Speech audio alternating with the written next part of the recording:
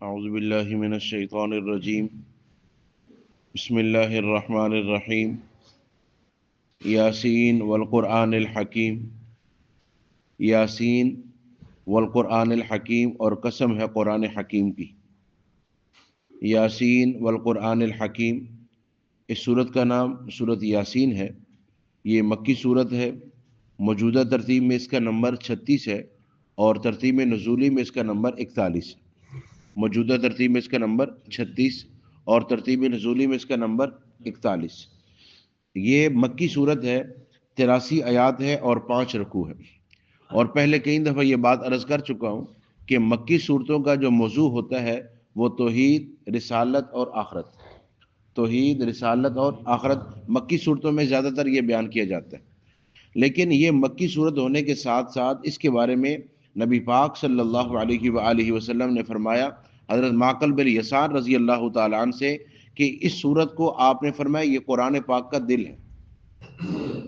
اس صورت کے بارے میں کیا فرمایا؟ یہ قرآن پاک کا دل ہے۔ اب جب اس صورت کو آپ نے قرآن پاک کا دل فرمایا تو آپ اچھی طرح جانتے اور سمجھتے ہیں کہ بدن کی اصلاح دل کے ساتھ ہوتی ہے۔ اگر بدن ٹھیک ہے، اگر دل ٹھیک ہے تو سارا بدن ٹھیک ہوگا۔ دل صحیح کام کر رہا ہے، خون سارے جسم میں پہنچ رہا ہے تو پورا جسم ٹھیک ہوگا۔ اب اس صورت میں ایسا کیا ہے کہ اس کو یہ ارشاد فرمایا گیا کہ یہ قرآن پاک کا دل ہے؟ جیسے آپ نے فرمایا سورۃ البقرہ جو ہے یہ کوہان ہے، چوٹی اور بلندی ہے۔ اب اس کی بلندی کی وجہ صاف سامنے آتی ہے کہ جتنے بھی قرآن پاک میں احکامات ہیں اکثر احکامات کا تعلق سورۃ البقرہ کے ساتھ۔ معاملات کیسے ہو، معیشت کیسے ہو، آپس میں لین دین کیسا ہو، فرائض کیسے ادا کیے جائیں، یہ اکثر احکامات سورۃ البقرہ میں ہے۔ تو وہ سب سے بلند ہے، قرآن پاک کی چوٹی ہے۔ اس کو قرآن پاک کا دل فرمایا کا دو وجہ سے۔ پہلی وجہ تو یہ ہے کہ اس صورت کے اندر جو مکی صورتوں کے 3 عنوانات ہوتے ہیں نا، توحید، رسالت اور آخرت، اس صورت میں عقیدہ آخرت کو بڑی تفصیل سے بیان کیا گیا۔ یعنی توحید اور رسالت پر بات ہوئی ہے لیکن زیادہ بات، زیادہ مثالیں، زیادہ واقعات وہ آخرت کے حوالے سے۔ اور اگر انسان کی آخرت کے لیے دیکھا جائے تو سب سے زیادہ ضروری ہے ایمان۔ تو جیسے بدن کی اصلاح کے لیے دل ضروری ہے، آخرت کی اصلاح کے لیے کہ انسان بچ جائے وہاں ایمان ضروری ہے۔ تو اس صورت میں ایمان اور آخرت کو چونکہ بیان کیا گیا تھا تو اس لیے کہا گیا کہ یہ قرآن پاک کا دل ہے۔ اور دوسری اور اہم وجہ یہ ہے کہ مکی صورتیں جتنی بھی ہیں نا، قرآن پاک میں یہ صورت، ہر صورت جوڑا جوڑا مکی صورتوں میں، جو مضمون ایک صورت کے اندر ہے دوسری صورت کے اندر بھی وہی مضمون چل رہا ہے، لیکن یہ واحد صورت ہے مکی صورتوں میں جو بالکل الگ ہے۔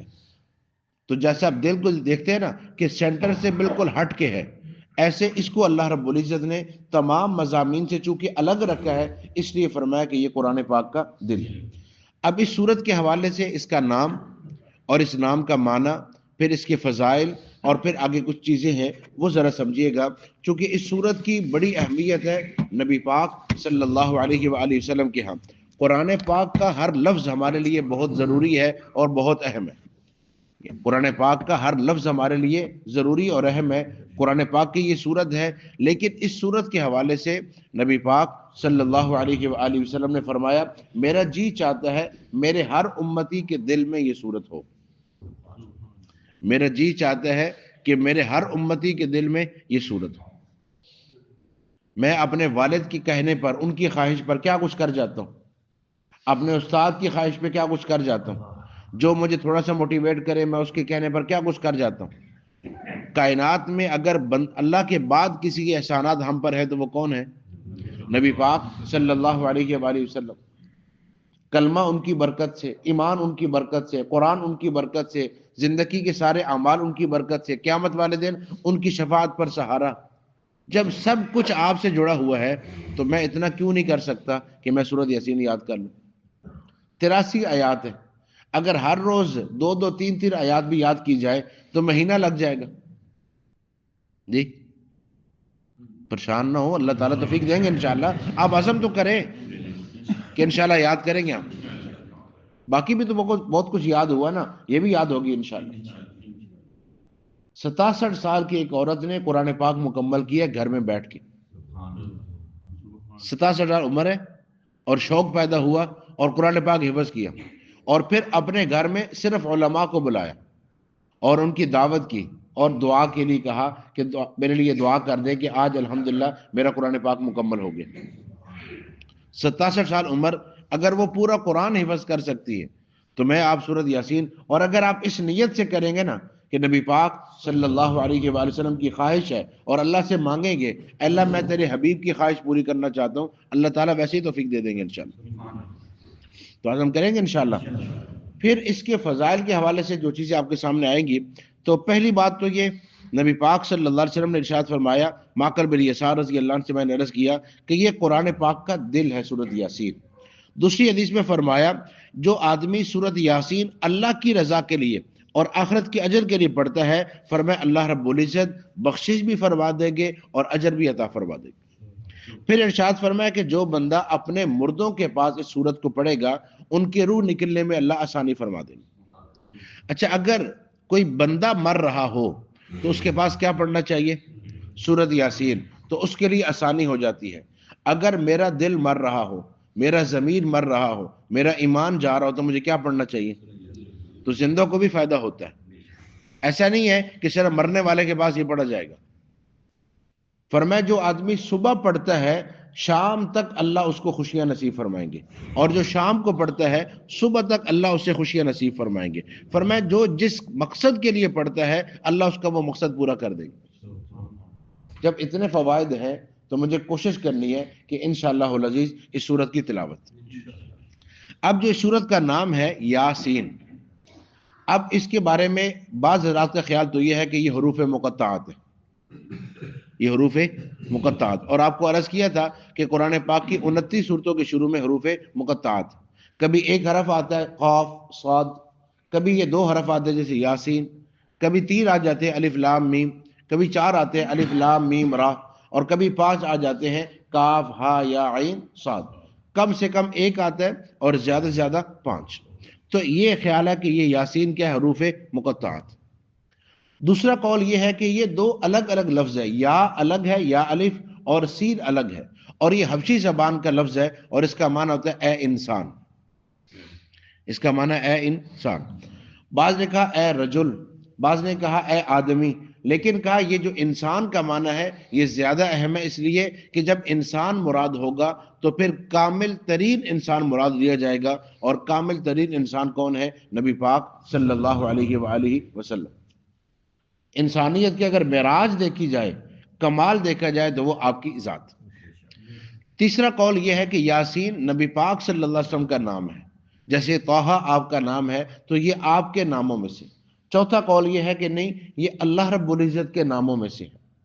تو اس حوالے سے عام مفسرین معنی یہ کرتے ہیں یاسین اللہ اعلم بمرادہ، اللہ ہی بہتر جانتے ہیں کہ ان الفاظ کا معنی کیا ہے۔ لیکن 2 قول سب سے زیادہ مشہور ہیں، اور اس قول کو زیادہ اہمیت حاصل ہوئی ہے کہ یہ نبی پاک صلی اللہ علیہ وآلہ وسلم کا نام ہے۔ اس کی ایک وجہ یہ ہے وَإِنَّ إِلْيَاسَ مِنَ الْمُرْسَلِينَ، اور وہاں یا الگ ہے اور سین الگ آیا، تو اس لیے بعض رات کا خیال ہے کہ اگر یاسین نام رکھا جائے تو اس کی اجازت ہے، اور پھر یاسین نام رکھا بھی گیا امت میں، اور اگر یہ اللہ کے ناموں میں سے ہوتا تو پھر اس کی اجازت نہ ہوتی۔ تو اس حوالے سے بھی یہ کہ یہ نبی پاک صلی اللہ علیہ وسلم کے ناموں میں سے ہے، اس لیے اگر کوئی بندہ نام رکھتا ہے یاسین تو اس کی اجازت ہے، اس کو نام رکھا جا سکتا ہے۔ لیکن یہ کوشش ضرور کرنی چاہیے کہ جب یاسین نام رکھا جائے تو اس نام کو لکھتے وقت یا الف الگ لکھا جائے اور سین الگ لکھا جائے۔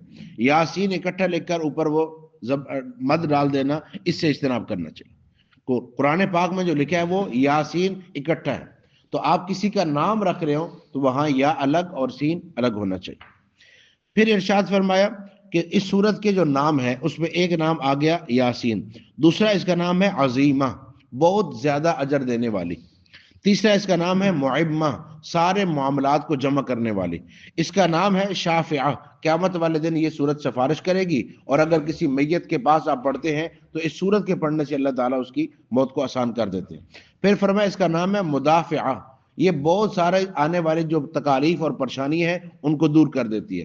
پھر فرمایا اس کا نام ہے قاضیہ، جس مقصد کے لیے آپ پڑھیں گے اللہ اس کو پورا فرما دے گی۔ تو اس صورت کے نام بھی بتا رہے ہیں کہ اس صورت کے اندر بہت سارے فوائد ہیں ہمارے لیے. تو ہم پہلی کوشش کریں اس صورت کو پڑھنے کی، صبح بھی پڑھ لیں، شام بھی پڑھ لیں. دوسری کوشش یہ کریں اس صورت کو یاد کرنے کی، کیونکہ میرے نبی کی خواہش ہے کہ میرا جی چاہتا ہے کہ ہر امتی کے دل میں ہو. اور تیسرا، کوشش کرنی چاہیے کہ جب بھی کوئی ایسی مشکل اور پریشانی ہو، اس کی آسانی چاہتے ہو تو آپ سورۃ یاسین کی تلاوت فرمائیں. حضرت عبداللہ بن زبیر رضی اللہ تعالیٰ فرماتے ہیں کہ میں نے جب بھی اس صورت کو اپنی کسی حاجت کے لیے پڑھا، میرے اللہ نے اس کو پورا فرما دی. اب عبداللہ بن زبیر رضی اللہ عنہ صحابی رسول ہے اور وہ اپنا عمل بتا رہے ہیں، تو معلوم ہوا کہ اس پر صحابہ کرام سے بھی سند ہے کہ اگر آپ کسی پریشانی کے وقت اس صورت کو پڑھیں گے. اب ہمارے ہاں کیا ہوتا ہے، جب کسی صورت کے فضائل آتے ہیں نا تو ہم پڑھوانے کی کوشش کرتے ہیں. یہ پڑھنی ہے، سمجھ رہے کیا کرنا ہے؟ پڑھنا ہے. اس کو پڑھوانے کی کوشش نہ کریں. پڑھوانے کے جو فوائد ہیں وہ اپنی جگہ پر، لیکن آپ خود جب پڑھیں گے، زبان استعمال ہو رہی ہے، آنکھیں استعمال ہو رہی ہیں، کان استعمال ہو رہے ہیں، گھر کے اندر ماحول کے اندر برکتیں آ رہی ہیں، تو آپ خود کوشش کریں کہ آپ اس صورت کو پڑھیں. پھر فرمایا جو آدمی صبح پڑھ لیتا ہے شام تک، اور جو شام کو پڑھ لیتا ہے صبح تک، مسند فردوس میں روایت ہے اللہ تعالیٰ اس کو خوشیاں اور برکتیں نصیب فرمائیں گے. امام مالک رحمۃ اللہ علیہ فرماتے ہیں کہ یہ اللہ کے ناموں میں سے ہے. عبداللہ بن عباس رضی اللہ تعالیٰ عنہ فرماتے ہیں یہ اللہ کے ناموں میں سے ہے. اور باقی حضرات فرماتے ہیں یہ حبشی زبان کا لفظ ہے، اس کا معنی ہے اے انسان. اور ایک معنی یہ کہ یہ نبی پاک صلی اللہ علیہ وآلہ وسلم کے ناموں میں سے. اب دیکھیے گا قرآن پاک کی بہت ساری صورتوں میں نا اللہ نے قسم اٹھائی ہے قرآن پاک کی. جیسے فرمایا صاد والقرآن ذی الذکر، قسم ہے قرآن کی جو نصیحت والا ہے.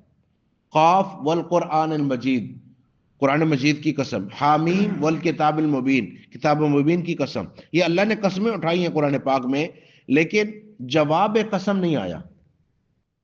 سورۃ صاد کے اندر بھی جواب قسم نہیں ہے، زخرف کے اندر بھی جواب قسم نہیں ہے. یعنی اللہ نے قسم اٹھائی ہے تو کس بات پہ قسم اٹھائی ہے؟ یعنی قرآن پاک کی قسم اللہ اٹھا رہے. اور یہ مسئلہ سمجھیے گا، ہمارے لیے حکم یہ ہے کہ ہم اللہ کی ذات کے سوا کسی کی قسم نہیں اٹھا سکتے. یہ ہمارے لیے حکم ہے کہ ہم اللہ کے علاوہ کسی اور کی قسم نہیں اٹھا سکتے. ماں باپ کی قسم، اولاد کی قسم، یہ ہمارے ہاں نہیں ہے، یہ نہیں اٹھایا جا سکتا. اگر کوئی یہ حرکت کرتا ہے اس کو قسم لغو کہا جاتا ہے، بے مقصد قسم ہے یہ. ٹھیک ہے، تو یہ قسم صرف اللہ کے نام کی. اللہ رب العزت کے لیے تو یہ قانون نہیں، یہ ہمارے لیے ہو رہا ہے.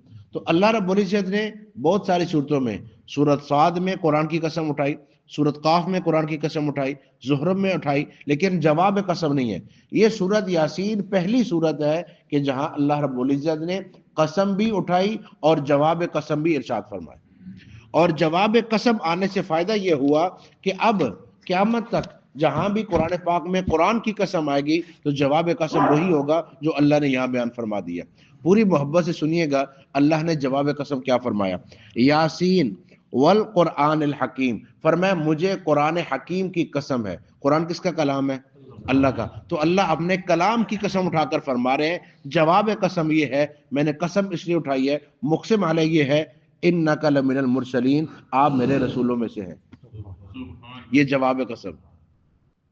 آپ کی رسالت پر اللہ نے قسم اٹھائی ہے کہ میں قرآن کا نازل کرنے والا قسم اٹھا رہا ہوں کہ آپ میرے رسول ہیں. اچھا، اب اس شدت سے اللہ نے قسم کیوں اٹھائی؟ انک لمن المرسلین، آپ میرے رسولوں میں سے ہیں. یہ سارا مکہ، یہ سارے لوگ انکار کرتے ہیں کہ آپ اللہ کے رسول نہیں ہیں. آپ نے خود سے دعویٰ کیا، کسی نے آپ کو سکھایا، کوئی آپ کو بتا رہا ہے آپ کیسے رسول ہیں. یہ سارے فرمایا میرے حبیب یہ سارے کہتے رہے نا میں جو قسم اٹھا رہا ہوں کہ آپ میرے رسول ہیں. اللہ کی محبت کی انتہا دیکھیں نا، سب کہتے رہے کہ نہیں ہے، میں کہہ رہا ہوں کہ میرے ہیں آپ. جی کتنی اپنائیت ہوتی ہے کہ جس سے آپ کو محبت ہو وہ کہہ دے کہ جی سارا زمانہ بھی کہے نا کہ نہیں ہے تو میں تو کہہ رہا ہوں.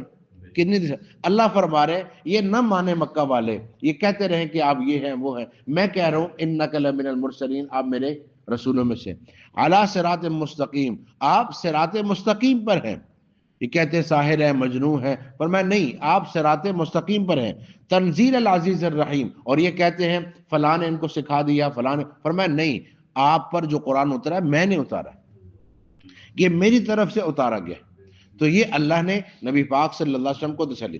پھر آپ دیکھیے اللہ نے زمین و آسمان کی پیدائش سے 1000 سال قبل اور بعض روایات میں 2000 سال قبل فرشتوں کے سامنے 2 صورتوں کی تلاوت کی، سورۃ طٰہٰ اور سورۃ یاسین.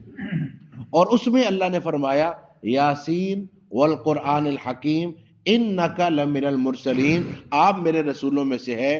اس وقت روح محمد کا وجود ضروری ہے کہ جب اللہ فرما رہے کہ یہ میرے رسول ہیں. تو انسانیت کی پیدائش سے پہلے اللہ نے یہ اعلان کروایا کہ آپ میرے رسول ہیں. اور پھر نبی پاک صلی اللہ علیہ وآلہ وسلم سے حضرت جابر رضی اللہ تعالیٰ نے سوال کیا متى وجب لك النبوة، یا رسول اللہ آپ کو نبوت کب ملی؟ فرمایا کنت نبیا وآدم بین الماء والطین، میں اس وقت بھی نبی تھا ابھی تک آدم علیہ السلام مٹی اور پانی کے درمیان تھا. میں اس وقت بھی نبی تھا اور اللہ نے مجھے نبی لکھ دیا اور خاتم النبیین لکھ دیا کہ ابھی آدم علیہ السلام کے جسم میں روح داخل نہیں ہوئی تھی. اس لیے ہم کہتے ہیں کہ خلقت میں آپ سب سے پہلے ہیں اور بعثت میں آپ سب سے آخر میں. خلقت میں آپ سب سے پہلے اور بعثت میں آپ سب سے آخر. اور اس لیے آخر ہے کہ اللہ رب العزت نے آپ سے پہلے انبیاء کو بھیجا کہ وہ اعلان کرتے رہے کہ نبی آ رہے ہیں، نبی آ رہے ہیں، نبی آ رہے ہیں، وہ اعلان کرتے رہے.